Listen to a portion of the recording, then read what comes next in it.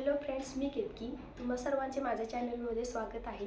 जसं की तुम्ही टायटल बघितलेलंच आहे, आयर्नच्या गोळ्या खाल्ल्याने बाळाचा रंग काळा होतो किंवा काळे बाळ जन्माला येते आणि डिलिव्हरीनंतरनं दात दुखतात.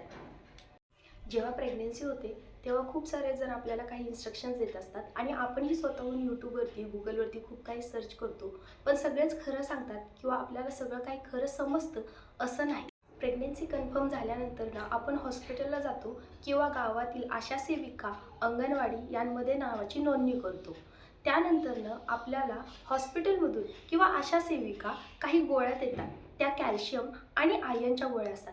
आयर्न म्हणजे काय, तर आयर्न हे शरीरातील लोहाचे प्रमाण वाढवण्याचे काम करते.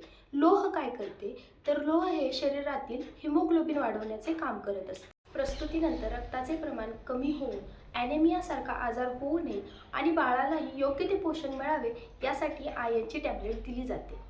बाळाचा रंग हा त्याच्या अनुवंशिकतेवरती पोषण आहार, हिरव्या पालेभाज्या आणि फळे यांमुळे तयार होतो.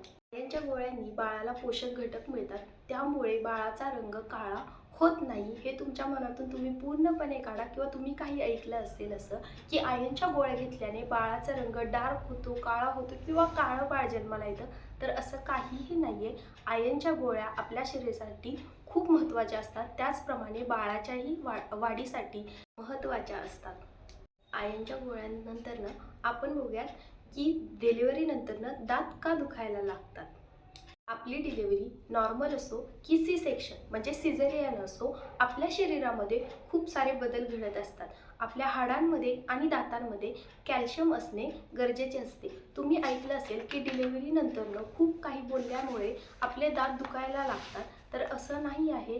आपल्या दातांमध्ये आणि हाडांमध्ये कॅल्शियमचे प्रमाण कमी होते. ज्यावेळेस आपण बाळाला जन्म देतो, आपल्या शरीरामधील पाण्याचे प्रमाण, कॅल्शियमचे प्रमाण, रक्ताचे प्रमाण हे सगळे काही कमी झालेले असते आणि त्यामुळे त्याचा परिणाम आपल्या हाडांवरती आणि दातांवरतीही दिसून येतो. दातांमध्ये कॅल्शियम असल्यामुळे जर आपल्या शरीरातील कॅल्शियमचे प्रमाण कमी झाले तर आपले दात दुखायला लागतात. पण हे दुखणं सौम्य असतं. आपण ज्यावेळेस बोलायला लागतो त्यावेळेस आपली जीभ दातांवरती आदळते आणि दातांमध्ये वेदना सुरू होतात. त्यामुळे डिलिव्हरीनंतर दात दुखायला लागतात आणि बाकीचे जे मोठी माणसे आहेत ते आपल्याला म्हणतात की तू डिलिव्हरीमध्ये जास्त बोलली असशील, त्यामुळे तुझे दात दुखायला लागलेले आहेत. तर असं नाही. तुमच्या शरीरामध्ये कॅल्शियमचे प्रमाण कमी असेल तर तुमचे दात दुखायला लागतात.